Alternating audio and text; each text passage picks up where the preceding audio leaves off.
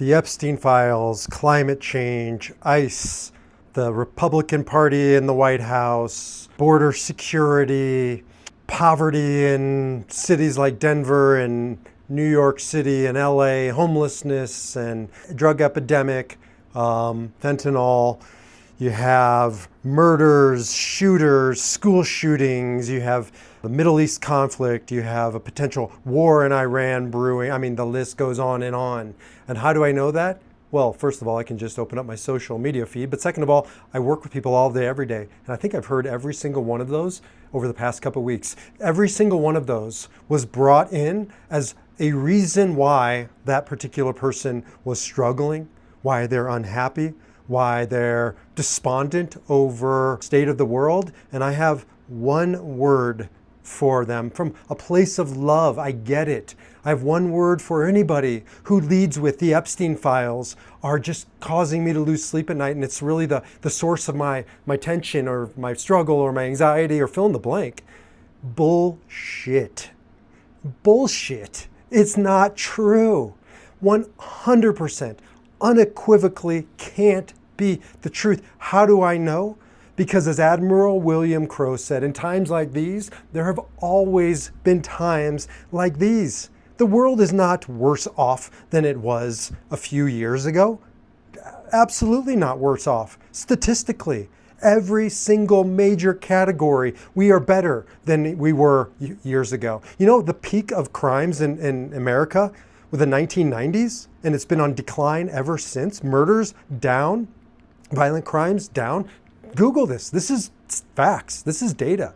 Or Epstein files. Of course it's atrocious. I'll be the first one to say it. But there's always been atrocity. There's always been corruption among the wealthy and the powerful. And climate change, deaths are down like 90% because of climate change. Are there long-term possible ramifications? Are we dealing with struggles? Of course, but that's not the point. The point is the data is what the data is. And every single one of those categories, poverty is down and mortality rates are down. 100 years ago, they could only dreamed of having the wealth that we have today. Is everybody wealthy? No, but even the least wealthy in America are better off than the kings and queens of the Middle Ages. The point is, we just become what we surround ourselves with, what we think about, what we put our attention upon. And in times like these, there have always been times like these, except for the big difference. Social media feeds. Turn the fucking news off. There's no news in the news. It is a pipeline of filth and despair and hate and all kinds of dark shit. Oh, but B, I got to get my news. I got to stay current. You're not getting news. You're regurgitating throw up and you're just eating it again and again. Get it out, deal with it and move on, because your marriage is suffering because you haven't put attention on it, men, like you have your business. You can't spend 50 hours a week, the best hours of your week, focused on your profession and think that your marriage is not going to suffer. You can't put the level of intention that you've put into your financial portfolio, your investments, and expect that somehow your marriage is going to be just as thriving and robust as those accounts if you haven't put the time in over here on this side of the ledger. Father on average spends something like 1 minute and 37 seconds or something like that in dialogue with his kids around anything meaningful on a daily basis. That same man, like me, I'm guilty of this a lot of times, spends hours upon hours, right? 1,000x, 10,000x on my work, on my creation, on this content. Now, why would I expect that my relationship is deepening and I know what's going on in my kids' life and their struggles are part and parcel of me not putting in enough energy and attention? Is it only that? Of course not. But I control that relationship. I can affect change there. And when my kid is struggling, that's in my realm. Or if my marriage is suffering, that's in my domain. But the Epstein files, I'm reading about them again and hearing about them, and it's making me lose sleep, and it's making me sick to my stomach, and it's making me angry. Or Again, climate change and wringing my hands. Somebody said to me, it's 65 degrees out here in Denver in February. Isn't that awful? I said, absolutely, it's not awful. It's 65 degrees and sunny, and I'm going to enjoy it. Now, they said to me, but what about the future? Oh, absolutely, we need to do something about it. But here's the question. Who's more energized, revitalized, visionary to deal with climate change? The person who is losing sleep, who's angsty, who's angry, who's depressed, who's in despair, or the guy who just got a nice suntan, says, look, it's gonna be 65 and sunny whether or not I recycle, right? Whether or not I talk about the misery, whether or not I do all of these things. Now recycle and do your part and yeah, advocate for change, but do it from a place, well, have a suntan. Nobody likes, pasty protesters. Do it from a place where you're filling up, where you're part of the solution. That's the point.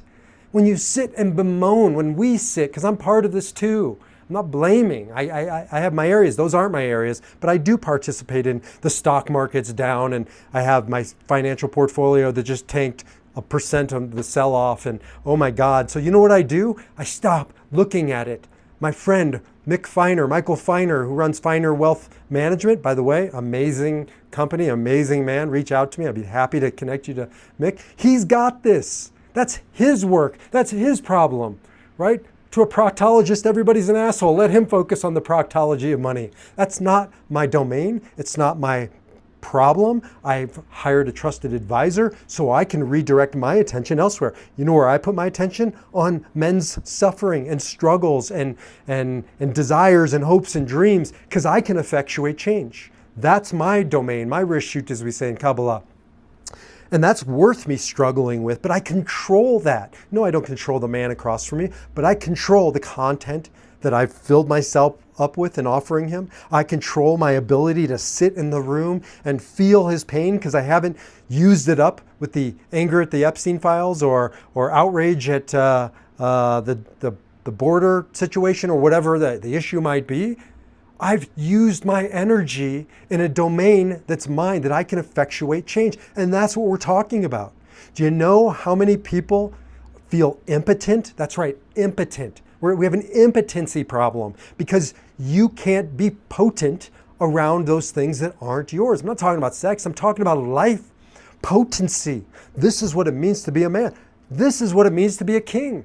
To have potency at the deepest level where I can effectuate change. A king sits on his throne and becomes discerning about what's coming in. The openings of my gates. In the Talmud it says, interestingly, you have 2, 4, 6, 7 gates at the entrance of your palace. Stand guard of what comes in, of what gets in, of what seeps in. A king sits at the center of his kingdom and says, this will come in. This is not mine. This is staying out there. Oh yeah, there's wars out beyond the gate. Oh yes, there's poverty. I got to deal with it, but I'm going to deal with it in a way that I could actually make an impact. I'm going to be a part of the solution, not the problem. Which, by the way, is why so many justice warriors are waging war, and they're angry, and they're causing destruction, right? In the aftermath of whatever injustice you want to talk about, the answer can't be burn it all down, or you're just recreating the problem, the violence, the corruption, the destruction. Be a part of the solution, of the change. I think it was Gandhi who said that you want to see. Woman comes to Gandhi and says, Gandhi, I need you to talk to my son about sugar. It's causing havoc on his health, wreaking havoc on his health. He says, I will. Come back to me in a month. Comes back in a month. He talks to the boy. She says, that was great, but why did you make us wait a month? Gandhi says, because a month ago, I was eating sugar, right? If you want to get rid of the hatred or the abuse or the sexual scandals, let's take the Epstein file, then stop participating in the problem. I'm not a part of the problem. I didn't do anything. I didn't go to Epstein's island. Of course you didn't.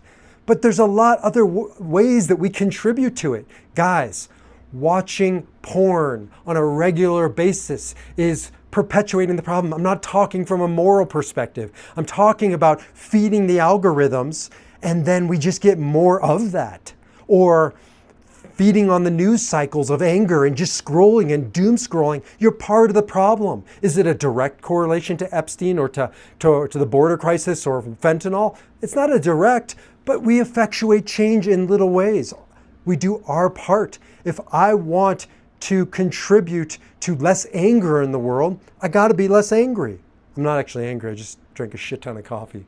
Actually, I'm an 8. This is how we roll. But it's passion, it's intensity. But I got to be careful. I got to be careful not to get angry about some of these things, because then I'm just perpetuating anger, right? Darkness does not drive out darkness. Light drives out darkness. Paraphrasing Martin Luther King, or a Kabbalistic quote that says, a little light dispels a lot of darkness. If you want to dispel darkness, light a match. Figure out, what is my match? What is mine to ignite? What is my darkness that I want to take on, and take it on? Right? Eliminate the darkness with a match, lighting it in your way, but not the world's darkness. Right? Miss America standing on the world stage, that's still a thing, saying I want world peace is meaningless. And so is your fetching, complaining, wringing your hands over the climate, or over Epstein, or over Iran, or whatever the issue du jour is. It's meaningless. It's ego. We're feeding the fuel, the fires. We're not contributing anything of worth. In fact, we're being arrogant in that moment, right? It's a lot of me. It's a lot of I. Viktor Frankl says self-transcendence. Transcend yourself. Transcend your fears. Transcend your anger. Transcend this being about you, and make it about the other. How can I serve? Well, you know how I can serve? By getting a suntan and enjoying the day and not sitting around and virtue signaling, isn't this terrible, while you're getting the tan. Enjoy it. There's nothing wrong with enjoying it. It's what is. It's the reality. It's the truth. We're so often trying to deny the truth that we miss the opportunities, right, to effectuate change in the world. So be honest, be humble, be strategic, be discerning, be a king or a queen if you're watching this, and really stand or sit upon your throne and figure out what's mine, what can I own, how can I become potent, and anything else, I'm shutting off the valve, I'm closing the sewer portal, I'm turning off the social media, or I'm on there and I'm not going to doom scroll, I'm gonna light scroll, and I'm going to share love and affirmation and kindness and compassion. Give up the fucking social justice warrior. You're not one. You're just another warrior wreaking havoc on the world with more war. Make love, not war.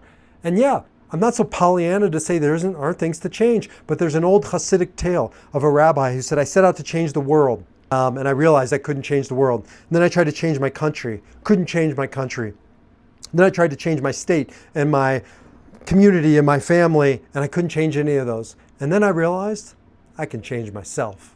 And if I would have known that as a young man, I would have made a lot more change in my family and in my community, in my country, and in my world. When we start pointing out the world's problems or the issue or the darkness, we are simply doing the void dance, a dance around the void. If you want to effectuate change, then stand at the center of your life, face your void, face the ways that you are neglecting your marriage or your children or your family, your friends, your community, but most of all, figure out the way you're avoiding yourself. Dancing around the void at the center of your life. Figure out why you're so angry, or you're so scared, or you're so anxious, or you're so fill in the blank, and own that. Do that work. Bring light to that darkness, and I guarantee you, you will effectuate change in the world, the change that you set out to effectuate in the first place.